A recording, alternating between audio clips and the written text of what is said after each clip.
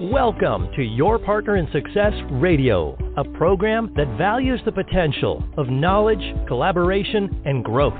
The show is hosted by Denise Griffitts, who is known as an intensely curious nerd in stilettos.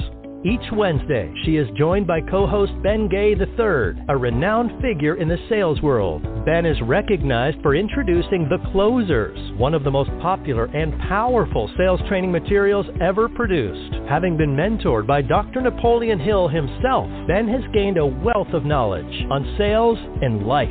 Throughout the show, Denise and Ben delve into the world of sales, entrepreneurship, and success, exploring Ben's vast experience from guiding and mentoring countless professionals to achieve unparalleled success in their careers. Together, they offer unmatched guidance to listeners seeking success in their professional endeavors. So today we are talking about the art of closing sales, mastering the closer's mindset. And The Closers, written by Ben Gay III, is one of the most famous and powerful books on closing sales ever written.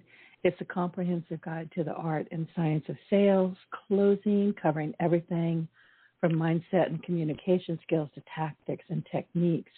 And today, Ben shows up with questions that people have been asking. And by the way, if you're listening, please ask us questions, whether they're about sales, whether it's about business, whether it's about podcasting. We're here to help. Good morning, Ben. How are you? Good morning, Denise. How are you? I'm peachy. You know what that means. Southern, yeah, I know what it means. But I won't translate for our Yankee listeners. No. There's think two it's peachy. Lovely. Yeah. Well, sometimes it is. It depends on the tone. If we say, I'm peachy, it's all good. You can stay within 3 feet of me. But if I say I'm peachy, go to another zip code and do it really quickly because I'm in no mood. I used to have a friend who owned a bar, and his tagline for getting rid of people was they'd be talking about whatever, and he would slap a quarter on the bar in front of them and say, "Here's a quarter, call someone who cares." Didn't it used to be a dime? Well, it was, but it was a quarter by the time he was doing it. Yeah, I remember the dime era, but that has long come and gone. I don't think you can even find a payphone anymore. I haven't seen one in forever. Around, yeah, I've seen a few that they didn't bother to come back and get. They're not connected to anything. I've picked up the phone, and there's no change. It's been so long. There's no change in that little box. I still would be inclined to check that. That's what you did as a kid. I'd make $1 a week checking the change box. And see, when I used to see a payphone, I would think, okay, where's Superman? Where's Clark Kent? I know something's going to happen here. It just didn't occur to me that, it was for making phone calls. I thought it was a movie gag. Well, that's super. I'm ready to go, and to our listeners, might I suggest, if your question isn't asked and answered today, that you get your question in, and we'll get it next time or the time after or what have you. We hope you join us. We hope you join Denise all week long, Monday, Wednesday, Friday, I think is right. I hope you join us on Wednesdays, and be happy to answer any and all of your questions. My basic rule is I'll answer any question you have the nerve to ask. So, which has led down some interesting paths over the years. I bet. Yeah. And see, my mom used to say when people would say, she could see them gearing up to ask me what she knew was an impertinent question.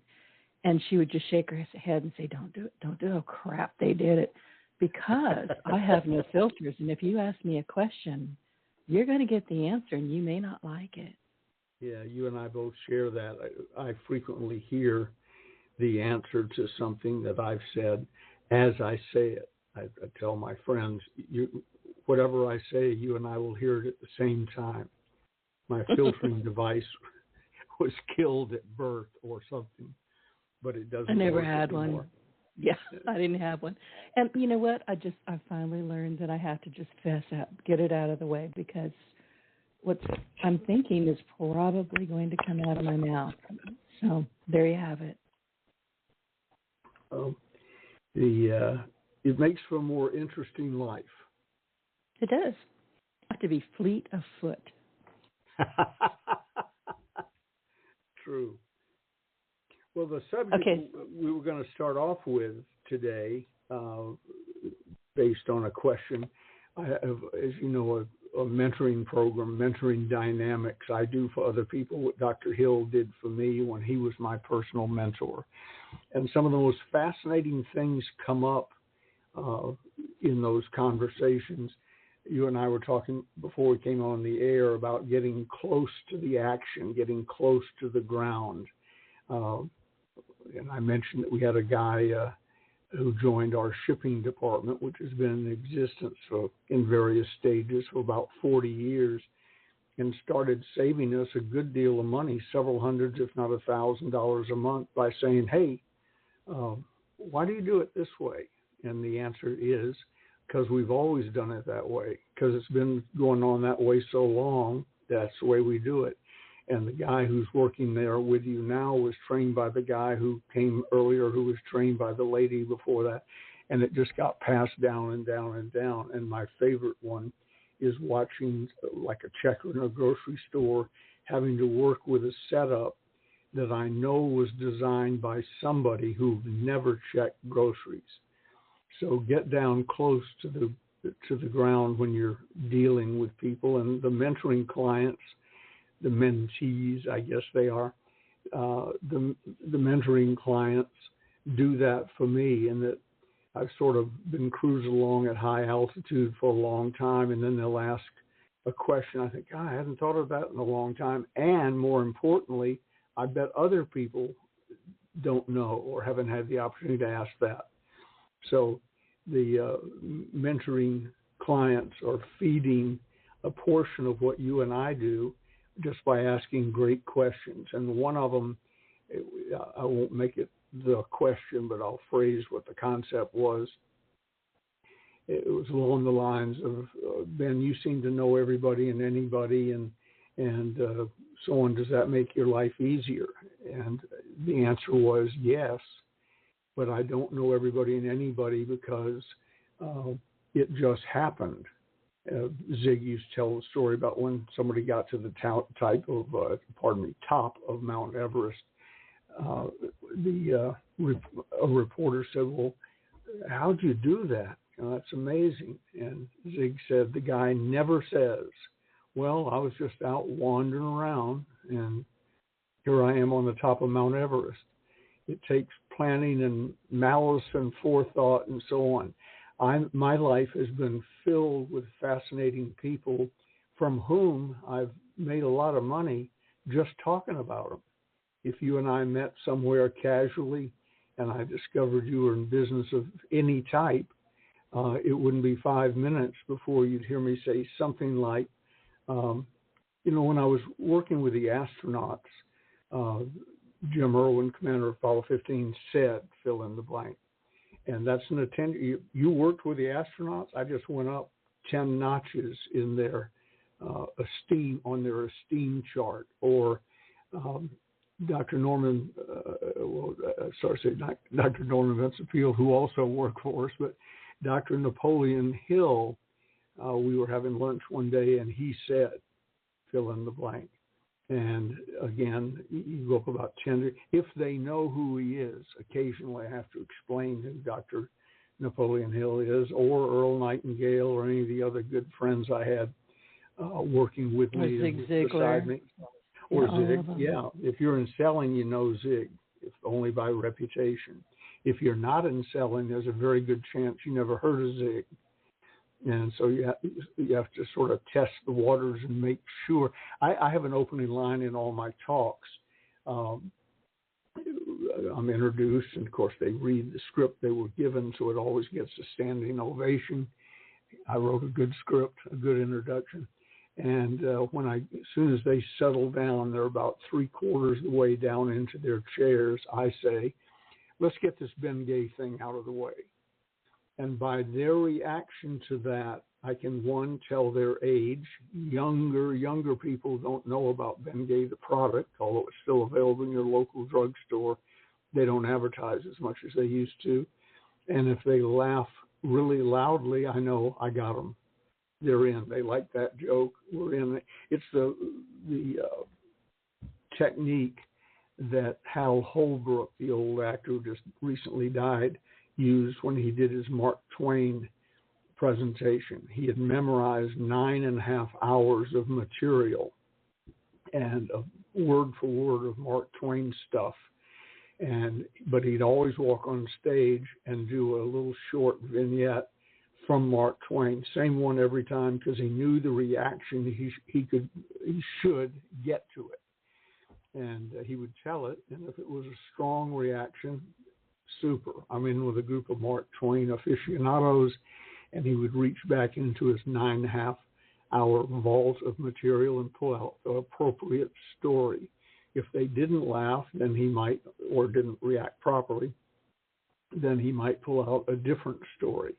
He was able to say that after years of giving that presentation, he never gave, it was a 2-hour thing, including the intermission. He never once gave the exact same presentation ever as a repeat, because every audience changed everything. And that's the truth in my case. In speaking, I've got, I can tell you how to sell in 10 days. We used to have a program called Leadership Dynamics. It was a 10-day course. That was a 4-day course. Then we had a 10-day course for the train the trainers. Or I can tell you that information in 3 days, or 2 days, or 1 day, or a half day, or a 1-hour presentation. And if you're a quick study, I can tell you what's the important part of what's contained in the 10 days in about 5 minutes. People need to explain to them different ways from different angles and want their questions answered and so on. But it always comes back to about 10 sentences of how to be successful in selling. So getting close to the ground and listening to them, I think, is crucial importance, and find out what they need to know, not what you thought they needed to know, or what you know and enjoy sharing. Sometimes you're a cult of one, and so you better find out what they're up to. But that question was based on, I have a reputation for knowing lots of interesting people, and it's not accidental. I go find them. If I walk into a room with 100 people and there's somebody in there with a terribly interesting story or unique or whatever. If you've ever been to San Francisco down by Fisherman's Wharf, there's a guy who hides behind trash cans and jumps out as people. He holds some bushes up in front of him, some branches, and jumps out. He's the original Bushman. I see it all over the internet now, different Bushmen, fancier costumes, or painted silver like a statue, and then they start moving and scare people. See that a lot. That all you see that in New Orleans as well. Yeah, came from David Johnson, the original international Bushman. That's what his sign says, the international Bushman. And I watched his routine and watched him scare 4 or 5 groups. And then he went to take a break. There's a famous restaurant right there, Alioto's. Alioto's, yep. Yeah, he goes up I knew to where the you, I know, I'm not sure, I haven't ever seen this guy or somebody like him, but I know where Alioto's is. Yeah, well, within 45, 50 yards of where the Bushman works. And he goes up to the back door, knocks on it, the door opens, and they hand him food. I don't know if they know what he likes or he just gets what's on the menu that day, but he eats. And I was watching the whole thing, and so finally I went down to where he was sitting, eating on the back porch, handed him my card. I said, Bushman, I don't mean to interrupt you. Here's my card. I want you to know I'm not from the IRS. How much money do you make doing this? And this conversation, the first time I met him, was probably 25 years ago. He said, about $60,000 a year. So that's 25 years ago? Yeah, that's $120,000 today, and I suspect the Bushman doesn't pay full taxes on that. I suspect he didn't pay any taxes since you're getting your money in a Costco soup bucket in dollars, a soap bucket in dollars, and a $5 at the most, and so on. So anyway, I tracked him down, met him, and I said, well, what's your biggest tip, whatever? And I think he said he got 50 once, and he thought the tourist who threw it in the bucket grabbed the wrong bill. He said it really wasn't worth $50. And I said, well, I was teaching a public speaking course about a block further down the wharf. I said, here's $100. I want you to come in and talk to our class. And he said, okay. He didn't know what a public speaking class was, I don't think, or cared. And I wasn't sure I'd ever see my 100 again. But a few minutes later, a few hours later, the manager of the hotel was standing at the back of the room trying to get my attention. I said, what? I'm sorry, what? And he said, you have a visitor here? And I said, well, bring him. Let him in. Yeah. And I look up, and here comes the Bushman, complete with branches, the branches he was working with that day. And the last 3 or 4 days, he told me, then he has to get new ones. But he came, and several of the people in the class said, how do you meet these people? I said, well, I walk up, and I said, my name's Ben Gay, and I shake their hand, and I find out what their story is. That introduces you to fantastic customers and prospects for you salespeople. It introduces you to the astronauts. I have shaken the hands of all 12 men that walked on the moon, and I know the hundreds who put them there. And I saw a thing this morning that the moon landing was a hoax. No, that pops up all the time. Wasn't. Yeah, I know. Trust me, it wasn't. Or if it is, it's the best kept secret on earth from with thousands of people in on a conspiracy, and no one has cracked. Yeah. A cute story about that, and meeting interesting people. When I went down for the launch of Apollo 14, although I didn't have anything to do with it, I was just there as an observer because a friend of mine sitting in front of me in the VIP stands was an older black gentleman, and listening to people talking to him, I figured out what his story was. And then Dan Rather, a newscaster at the time, or somebody like that, Tom Brokaw, somebody came up, stuck a microphone in his face and said, and his name was Charlie Smith. He was brought to the United States, chained in the hold of a sailing ship, and sold on the docks of Charleston, South Carolina, as a slave. And he's sitting in the VIP stands watching Apollo 14 take off, one of, if not the oldest known Americans. And somebody said to him, Mr. Smith, they're going, and points out at the rocket, they're going to go up to the moon, circle the earth, go to the moon, pick up moon rocks, and bring them back with them. With your long life, what do you think about that? And Charlie Smith said, if they bring rocks back with them, it's because they took rocks with them. Charlie Smith had reached the end of his new information cycle. He had seen the invention of just about everything other than wood or stone. If you can see it from where you're sitting now, it was invented since Charlie Smith came to America as a slave. And he had shut off. In fact, when somebody's trying to teach me something new about computers, they all know my stories. I usually say, I'm like Charlie Smith. You fix it, you do it. I don't want to hear about how to do it. I'm Charlie Smith. I've shut down that part of my learning cycle. But that's how you meet Charlie Smith. And 2 minutes later, we were sitting next to each other and chattering away until the rocket took off and the excitement was over.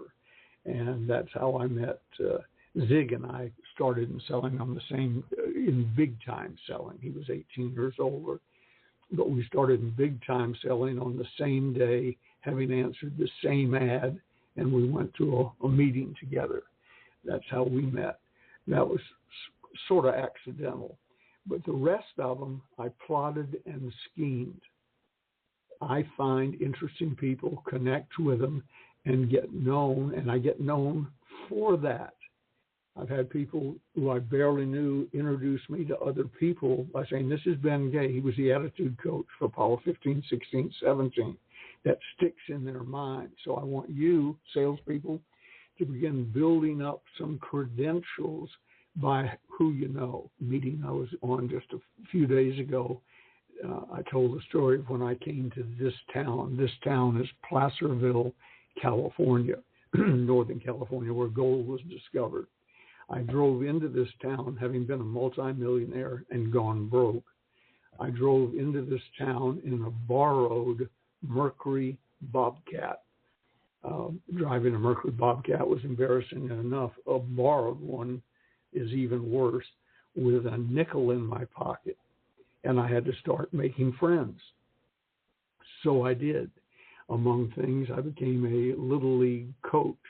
That made me, after 4 or 5 games, when you've played several other teams, that made me at least known to every parent of small boys and girls, mainly boys, but small boys and girls all over the town, all over the county. And I try not to be hiding behind a bush like the Bushman. I put myself out there. So if you come to an event where I am and I have some featured part in it, baseball coach might be one of them, you'll probably know who I am or wonder who I am before the game or the event is over. It's deliberate. And then as a speaker, I need to meet business people in this area. So the most dreaded job in service clubs, Kiwanis, the Elks, the Lions, Kiwanis, whatever, is to be the program chairman. Program chairmen are nominated and elected at meetings they didn't attend. Because if they'd been there, they would have said, no, thank you, I don't have time. But the program chairman's dreaded job is to come up with an interesting speaker, preferably that they haven't heard 10 times before, to give a 1-hour talk or whatever after lunch at the meeting. So I went to the phone book. That's a new concept to some of you guys on the phone. It was a book, and in it had phone numbers. And got out the book, and I found the Kiwanis Club and the Rotary Club and the whatever, all the service clubs. And I called each of them. It turned out I couldn't get to all of them right off the bat because I got hired every time the phone rang, every time I rang the phone, because I'd asked to speak to the program chairman. I said, I'm a professional speaker. I've given thousands of paid presentations. I just moved to the area. I've got some interesting stories to tell. You have an opening in your schedule. Well, the opening was always, Wednesday, or if they already had a speaker book, maybe 3 Wednesdays from now or whatever. But in short order, I had stood up and addressed sometimes 2 or 3 times, because many smart people belong to several of those organizations. I had stood up and addressed every business leader, business owner, and elected official in El Dorado County, which is where we are. It's one of the largest counties in California, if not geographically the largest. So driving to town with a nickel in your pocket in a borrowed car, and within a month I was up and running. And the people I met through this process fronted my rent for a house, fronted the rent for the office where I started the call center industry with the National Communications Center. That was all based on reaching out and getting up close and personal with people who could, hopefully I did them some good too, but people who could do me some good and help me get back on my feet and up and running. Then I built a business on that. Another part B of this would be to become the go-to person. I am known among my friends and contacts as the guy with they call it the magic Rolodex. And it really is a physical Rolodex. It's 2 actually, each about a foot long.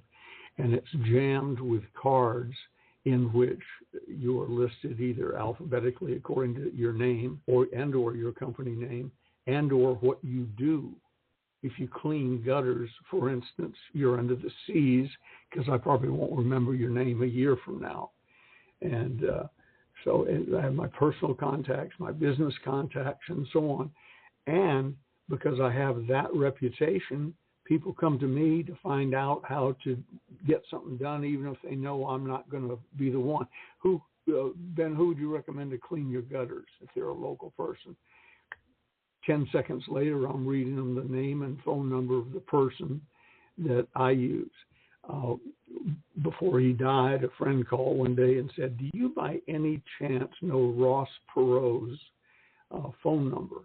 And I said, "No, I've met him a couple of times, but I don't have it. I had no reason to have it. But if it's important, I can get it for you."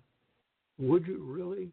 Hung up the phone, called a friend of mine who I knew Ross, got his secretary's phone number, his desk phone number, and the magic secret cell phone, or whatever they called it in those days, that he carried in his suit pocket. And because I knew and trusted this guy, swore him to secrecy and gave him the 3 phone numbers about 20 minutes after he asked. Now, what does that have to do with selling? What it has to do with selling, marketing, building your business is if you're the go-to guy, I know about things before anybody else does. I get the first look at what's going on. So somebody might call looking for an investor in fill in the blank. And after I understand what it is and who maybe I should call, frequently I am the first investor. Because I got first look at it. They didn't call somebody else. They called me because they knew they'd get an answer. So you get known in your town, your state, your area, your industry, or what have you, by aggressively getting known. People say, well, one of those lovely platitudes, I give with no expectation of getting anything back. Well, that's fine. It's a lovely feeling. And I, too, give and enjoy giving more than getting. However, when I give, I do expect something back. Maybe not from that person, but from some other person who knew about it, heard a story about it, or what have you. It always comes back, as the Bible says, 10-fold, yea, 100-fold. It always comes back, not from that person necessarily, not right then necessarily, but it comes back. So when I hold open a door for someone in a restaurant and wait for them, especially ladies, I sometimes have to say, "Hurry up, ladies, I haven't got all day here," to be polite. If they stop and admire the flowers while I'm standing there holding the door, I'm still known as that polite guy throughout town. We were sitting on the front porch, the dining area on the sidewalk of one of our favorite restaurants in downtown Placerville one day, and it was a lovely day, so we wanted to sit outside. We were right up against the railing, had my arm up where you walking down the sidewalk. Technically, I guess you could have hit my arm. And so we were in full view of anybody coming by, and we were just greeting people, everybody in general, and many people. Gigi's family's been here 100 years. Some people that I knew, I've only been here 45 years, I'm a newcomer. People coming by and so on, and after about 15, 20 minutes of this, I didn't realize anybody was watching. From inside the restaurant, this gentleman, well-dressed gentleman, came out and he said, "Excuse me, are you the mayor of Placerville?" I said, "No, God, no. I know who is, but I'm not him. Why? What have we done to you?" He said, No, I've just been watching you, and you seem to know everybody in this town. Who are you? So I gave him my card. That was, I'm making up numbers, I'm guessing 10 years ago. We still do business today because he saw me doing kindnesses to people and being courteous and so on. My point is, believe it or not, this has a point, is aggressively promote you and your talents. get up and speak at the whatever club. Instead of having to meet them one at a time, you meet 100 people or 200 people, whatever, kaboom, all at once, and have your little script ready on what you're going to tell them and bring them something of value. And that works now with the, I'm proud of saying, I'm getting less proud of saying, I've given 5,000 at least 5,000 paid appearances, speaking engagements, seminars, and so on over the years, and probably that many more for free with my work in prisons and churches and hospitals and so on. But I got known and reached out, and it took 50 years to be able to say with certainty, I've given 5,000 paid appearances, 5,000 for free. I'm guessing I've been in the room where I could have and was available to shake hands with about 2.5 million people. It's based on the average audience being 500, although some are 15,000, 20,000. But I figured that was about safe. So about 2.5 million people. All the things I've talked about up to now are available to you on social media through the internet. You can make these connections. I have many dear friends, and I mean dear friends, that I have never physically met. We started out doing a Zoom call or doing a podcast for them or whatever, being on a panel. And they've become close buddies that I would do just about anything for, and they would do just about anything for me. So while it took me all those years to say I've talked to 2.5 million people, Denise, with your experience and knowledge of the internet, if I had any desire to speak to 2.5 million people, you and I could get it done by this time next week. Yep, and we plan on it. Yeah, I mean, we're doing this for a reason. Yes, everything I'm talking about, you can multiply by 100, by 500, by 1,000 if you aggressively do it. When I don't often leave we have an office wing in our house. So when I go over to the office wing, it's like going to the West Wing in the White House. Not that big, but it's a separate wing. When I go over there and step out of there to go anywhere outside of the building, I always say to myself, and sometimes out loud just for fun, it's showtime.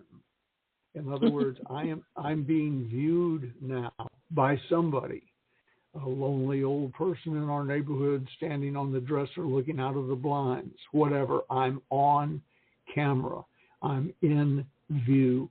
This is showtime. When Gigi and I go to a restaurant, I fully expect to have talked to 15 or 20 people before we get out of there, and frequently make good friends. I have friends today that I've had for 35, 40 years that I met in a restaurant they thought by happenstance. It wasn't. It was with malice and forethought that I market Bengay the Third. And here's something else it does for you. Not only widens your audience of who you're talking to, it makes selling so much easier. I have an 86% closing rate on what I call major sales. If you call and order a book and I happen to catch the call, I don't count that. I do count it if you call in to order a book, and by the time we hang up, you bought 50 or 500 books. That counts. But my 86% closing rate is because the secret of selling. I only sell quality products and services that are competitively priced. Doesn't have to be the cheapest, but competitively priced. And I spend my day talking to qualified people, qualified religiously, geographically, financially, whatever it takes to be qualified to buy that product or service.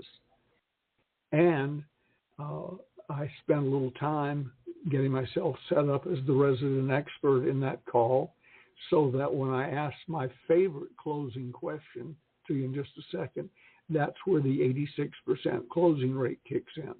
At the worst, it smokes out their final question, and then they buy.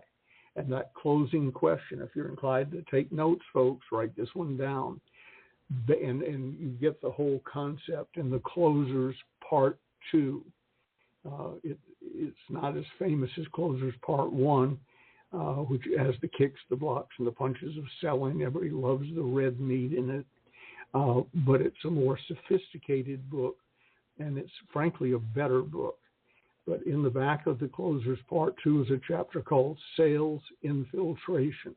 If you know the meaning of infiltration, you can pretty much figure it out. But after I've gotten myself set up as the resident expert, people buy from people they know, like, trust, and with whom they feel safe. Once I've established that, then my great closing question is, well, Bob, based on what we've discussed, here's what I suggest we do. Fill in the blank. Fair enough. And 84 to 85, and then after the follow-up question, 86% say yes.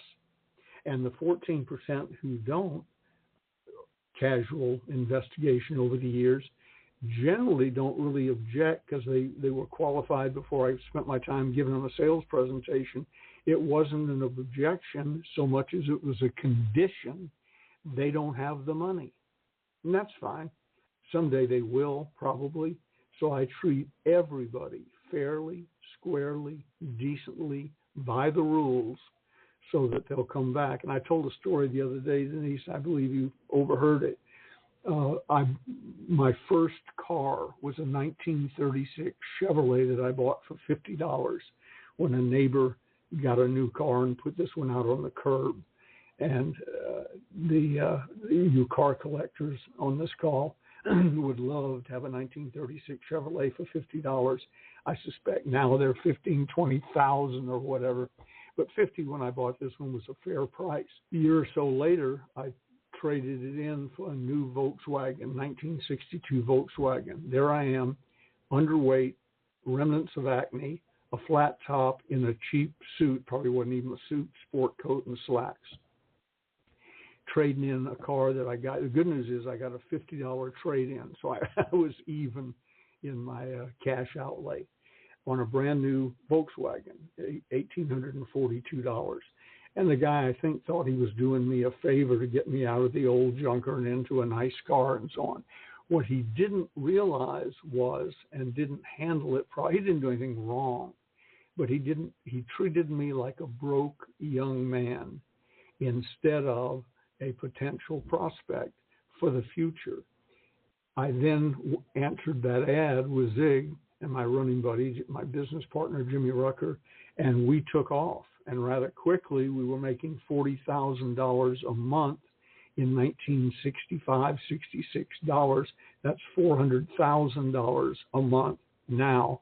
And I was promoted, won a little contest, to president of the company. And in that position, I bought or leased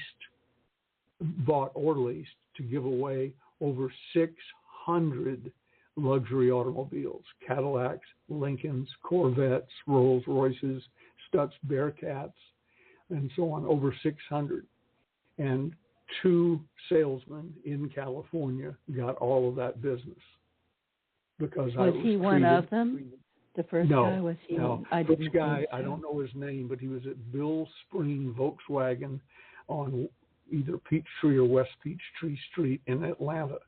And as I said, he didn't do anything terribly wrong. He just didn't do anything terribly right. And the 2 salesmen I dealt with, and they roughly got 300 cars apiece, the 2 salesmen I dealt with were sales pros, and they knew how to handle somebody. Whether in the first call, I went in and looked at the Lincoln, because I thought we'll give away Lincolns. People like back then, Lincoln Continentals were as popular, if not more so, than Cadillacs, and less expensive. So I went in, looked at it, and I said, "And what are the colors?" And he said, "Well, black is the most popular, thanks to Kennedy." And although his was dark blue, but he said, "Black's the most popular." I said, "Thank you," and left. And he said, "Stay in touch. Let me know if I can do anything." My next phone call to him, we were running the contest when I had that conversation, but he treated me well. My next phone call to him was ordering 48 Lincoln Continentals. We had 48 winners of that contest. And he even said, I don't know if I can do this over the phone. I said, of course you can. The owner of the dealership was a friend of mine.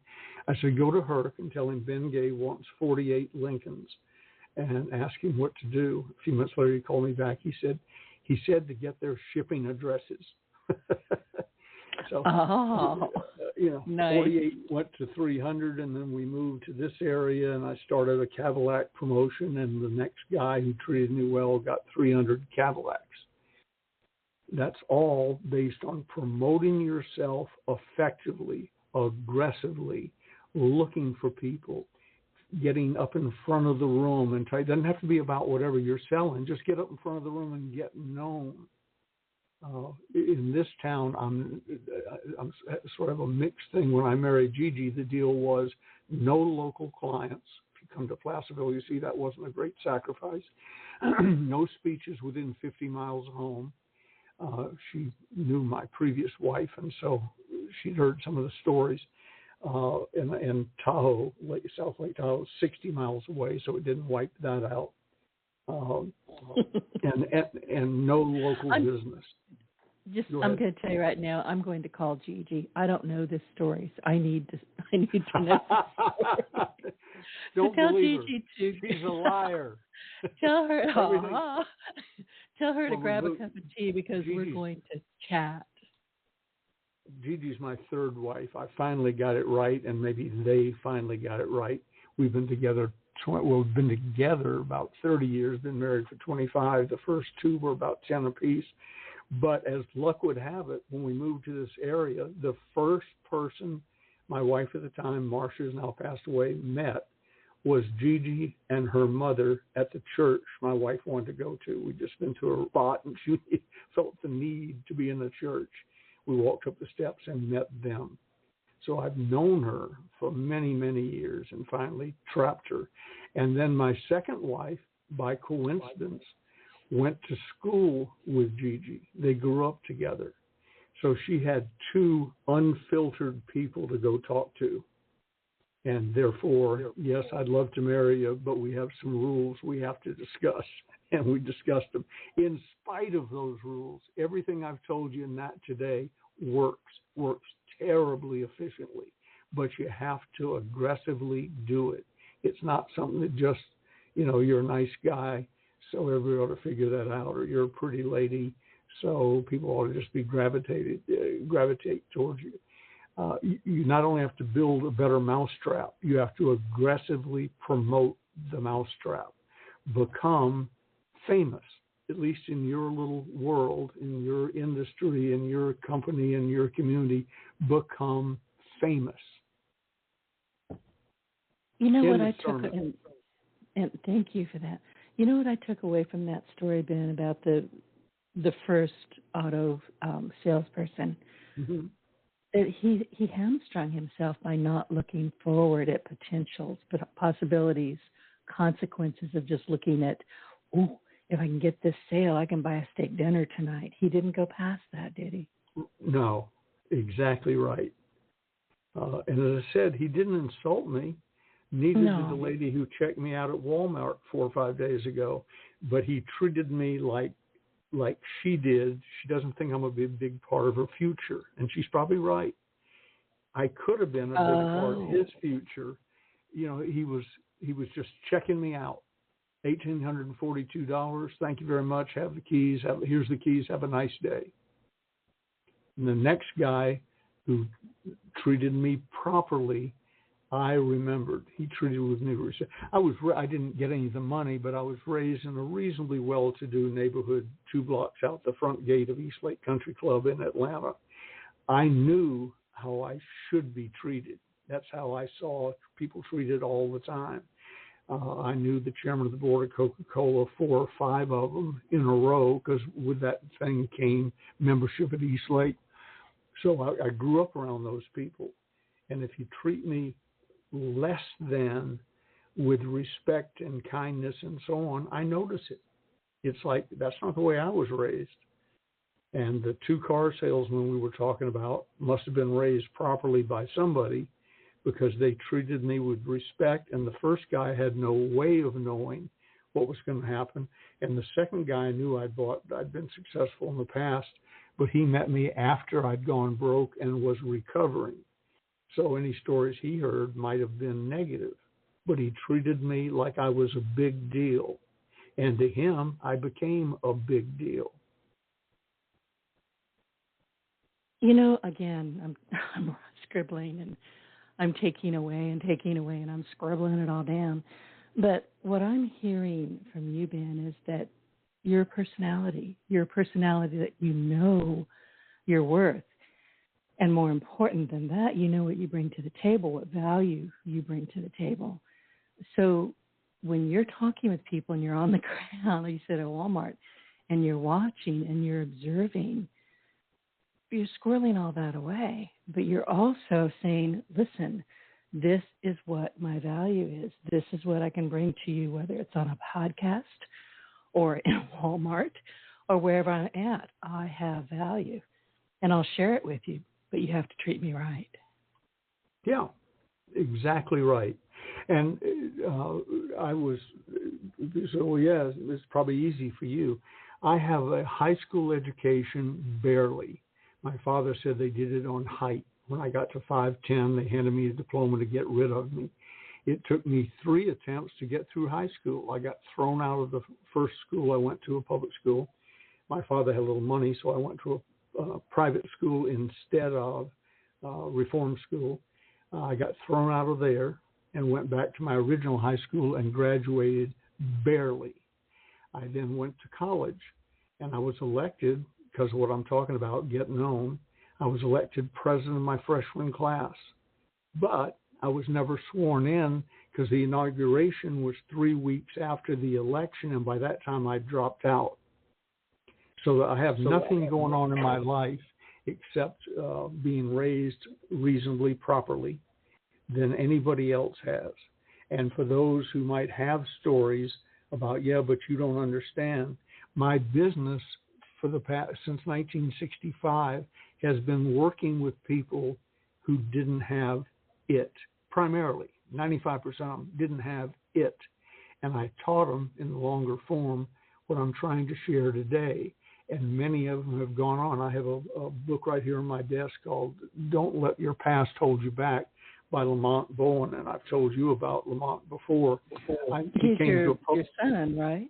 Yeah, he's adopted. He's your adopted son, yeah. Yeah, and since we're not doing visual, I can't show you his picture, but you'll notice a slight skin tone difference between the two of us. I'm a pasty white Irishman. He's a jet black gentleman from Southern California.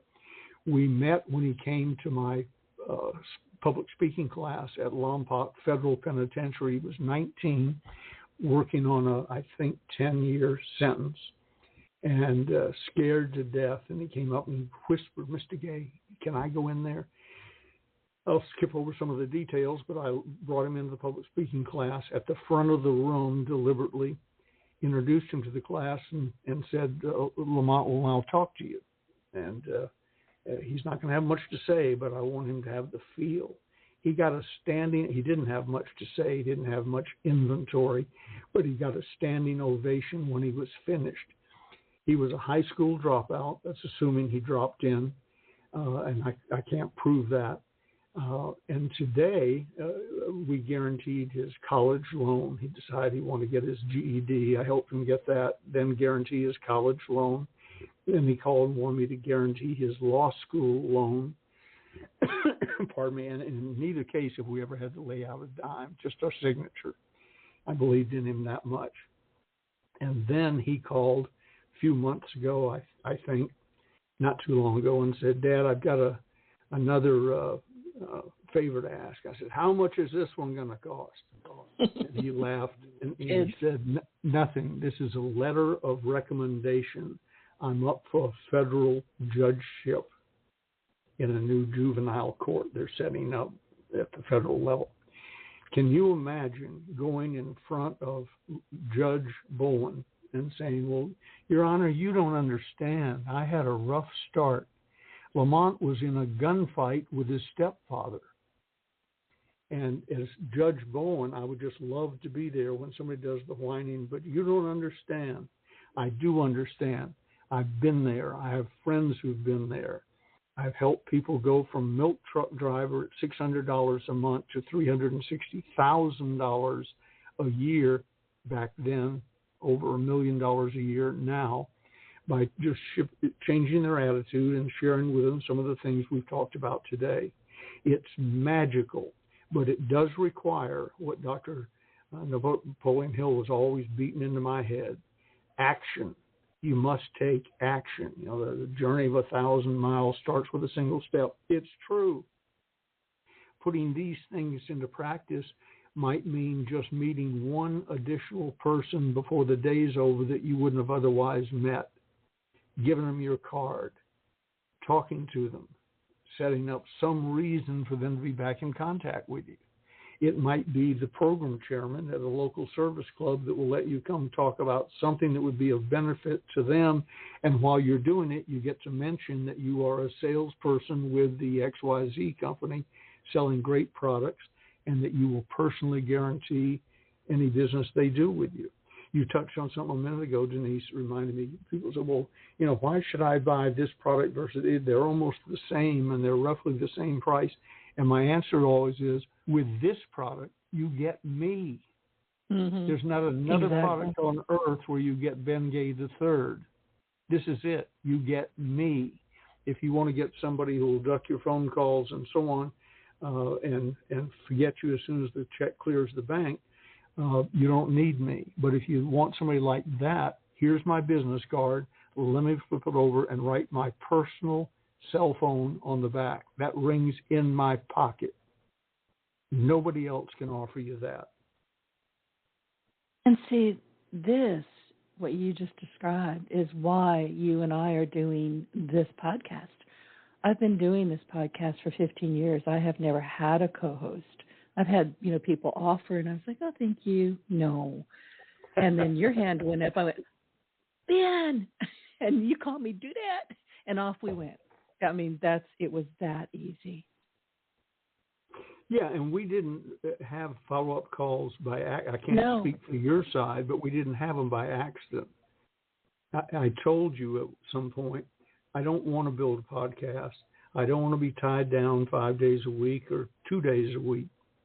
What I'm looking for is someone who's already successful, already doing it, and will let me sort of ride on their train, co-host, and lend my name and my credibility and a limited amount of fame to the project. Do you know anybody like that? And what did you say? Ben. Call me. I'm surprised you didn't hear me all the way from Southwest Louisiana hollering, Ben, call me. Well, the feeling is mutual. I can say that to anybody else on the planet but you. And if you hadn't said, Ben, it's me, we'd have had that conversation again and again and really? again. Yeah. You were prepared to nag me? I like that. Of course. It's called follow-up, Denise. No, it's called nagging. I've been married. I know what it is. You know nagging when you see it. I do. I have a computer science degree, but my minor is in reminding, also known as nagging. You faded away. Oh, I lost. I was going to say I have a computer science degree, but my minor, I have two minors. One is in sardonic and sarcasm. The other one is in nagging. I'm very good at what I do. You know Rob Anspitch. I do, yeah. Yeah. Sarcasm is his thing. Yeah. I'm glad you two didn't get married. One of you would be dead by now. Probably both of you. No, I'd survive. He wouldn't. For starters, he couldn't even date me, let alone marry me. I will never, listen, and I'll say this to anybody who wants to hear it, I will never get married again, ever, ever, ever. I don't play well with others, and I run with scissors, so don't ask. I'll make a mental note. Yeah. So, Ben, we've got about 5 minutes, and I know that we were talking about sales infiltration. We've talked about a lot of things, and I have to tell you, I really never even thought, because as you know, I don't consider myself to be a salesperson, but I am, and I know that, but I don't like to admit to it. But I'm not a traditional salesperson. I sell by persuasion. I sell because I'm talking about what I truly believe in. If I don't believe in it, there's no point. I'm not going to discuss it. And you do the same thing. But one of the things that, you started, I guess, in about the beginning towards the middle, where you're teaching people on this show how to get out in front of people. And it's not like cold calling. It's not taking the computer-generated list that the receptionist at your office said, go find these people. You are actually telling us to get out, get known, use your personality, use your God-given talents, and help other people.